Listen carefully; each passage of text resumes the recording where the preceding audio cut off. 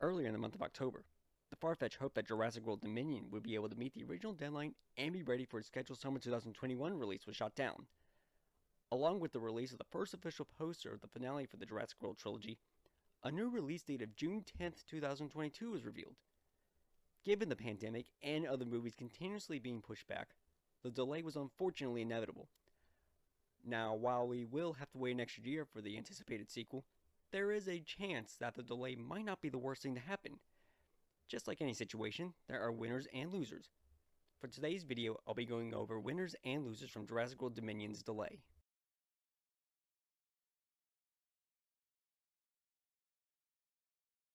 With a delay, Colin Trevorrow and the crew had time to properly finish filming without having to cut out what might be important scenes in the movie. Given that the movie was supposedly planned to be a two-part finale, it means Dominion will most likely be the longest movie in the franchise.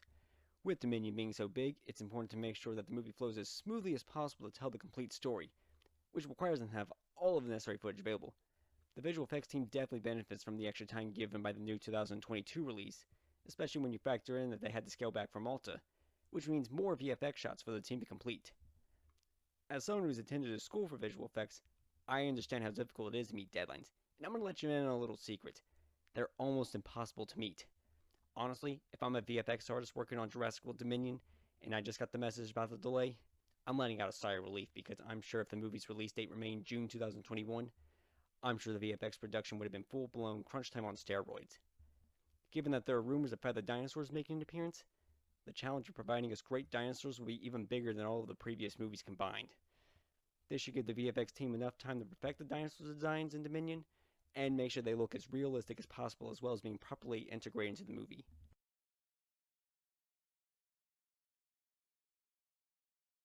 The upside to the delay is that the crew will now have time to finish Jurassic World Dominion at a steadier pace, but with more time there is something that the crew will now have to deal with: rising expectations.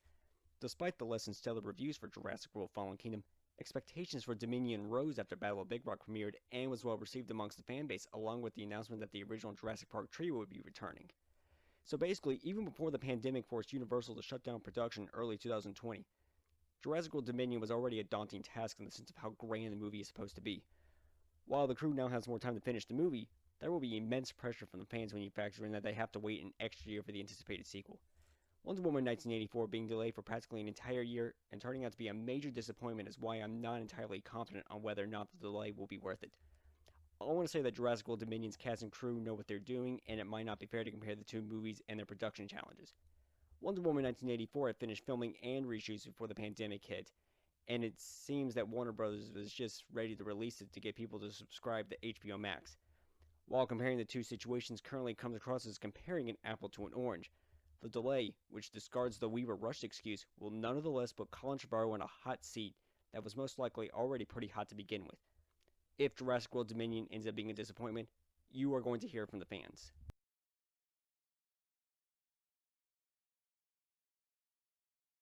While this is still up in the air, it is nonetheless a potential win. Back in February 2020, when Jake Johnson was announced to return for Jurassic World Dominion, I was genuinely excited because Laurie is definitely one of the best human characters in the Jurassic Park franchise. Due to the pandemic, Jake Johnson's schedule was preventing him from filming scenes for Dominion. With the movie being delayed and both Stumptown and Hoops being cancelled, he now has a window of opportunity to return as Laurie. Now, yes, I am aware that they have finished filming, but there is still a chance for potential reshoots.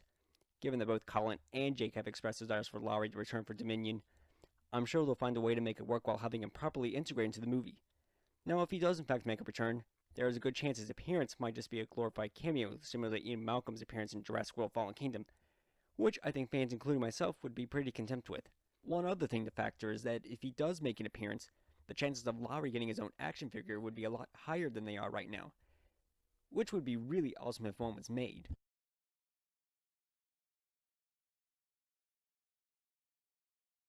Companies like Mattel and LEGO are most likely in the process of making new toys to tie in with Jurassic World Dominion. With a delay, they'll now have to put their toy lines on hold until the vaults as they make an attempt to improvise on a short time frame to continue making money off the Jurassic Park brand. Fortunately for Mattel, they have the Dino Escape toy line that will hopefully hold people off until next year. Now, we don't know too much about the toy line, we'll have to wait and see what's in store. From what I've seen, we're merely getting a lot of repaints with some new sculpts here and there. I should also add that toys aren't the only merchandise that have been affected by the delay. given the heavy Jurassic World theming instead of the standard Jurassic Park style for the Velocicoaster at Universal's Islands of Adventure. It wouldn't surprise me if the new roller coaster and Jurassic World Dominion were originally supposed to help promote each other in 2021. I mentioned Universal Studios because another aspect for the merchandising will have to be for the apparel. Universal probably had new shirts, hats, and other souvenirs planned for sale to tie in to promote Jurassic World Dominion. Just like Mattel, Lego, and the Universal theme parks, other companies will merely have to improvise.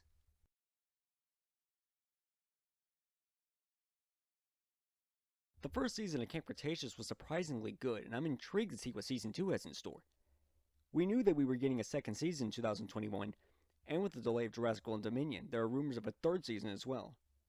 Apparently, Colin Trevorrow wants to set up things that might later show up in Dominion. With the delay, the show creators will now have time to add things they want to show before June 2022. Now, while I don't think you necessarily have to watch the show in order to understand Dominion, the continuation of the world building in Camp Cretaceous would be nice, especially when you factor in that it's one of the best parts of the show. An example of this world building is that we have already been introduced to the rival genetics company known as Manticore. Now the question remains, what kind of a role will Manticore have in Jurassic World Dominion? We already know that Biosyn will be making its film debut in Dominion. With a strong possibility that Engine is now most likely out of the way and possibly shut down after the events of Jurassic World, Manticore could potentially be Biosyn's big rival. The only thing we do know right now is that if Jurassic Park fans are desperate for new content, they'll have to turn to Camp Cretaceous. Even before Warner Bros. Announced that all of their movies planned for 2021 would be available on HBO Max as well as on the big screen at the same time, lots of theaters were still in danger of going out of business. While there is still a good chance movie theaters will still be around for 2022, it might make it harder for Jurassic World Dominion to make money at the box office. The less money Jurassic World Dominion makes at the box office, the less likely we'll get new Jurassic Park content in the form of movies, shows, and video games. Yes, while there will be other movies people will be able to check out to hold them off for a year, you cannot deny that the option to see several anticipated blockbusters directly to streaming services without having to pay extra will definitely speed up the potential shutdown of several theaters. Movie theaters will now be pressured to create new and unique ways to provide memorable experiences for their viewers if they are to have a chance of survival. Making Jurassic World Dominion an IMAX-worthy experience would definitely help salvage the potential losses from the pandemic and movie studios relying more on streaming services. Now, the question remains, will the decision to delay Jurassic World Dominion by an entire year be worth the wait? As a die-hard Jurassic Park fan, I want to say yes, but I can't be sure until I see the movie for myself and have time to properly evaluate it. For the first couple of weeks after the announcement was made, I went back and forth wondering if putting the much anticipated sequel on hold was a good idea, which is what inspired me to make this video. Funnily enough, the documentary for Frozen 2 is what made me realize that it's most likely for the best that Jurassic World Dominion is being delayed. Long story short, the crew for Frozen 2 had to change up the movie with a short amount of time because test screenings didn't go well for the kids, which is their target audience. If you want to know more, I suggest you check out Into the Unknown, Making Frozen 2 on Disney+. Alright, now back to Jurassic Park.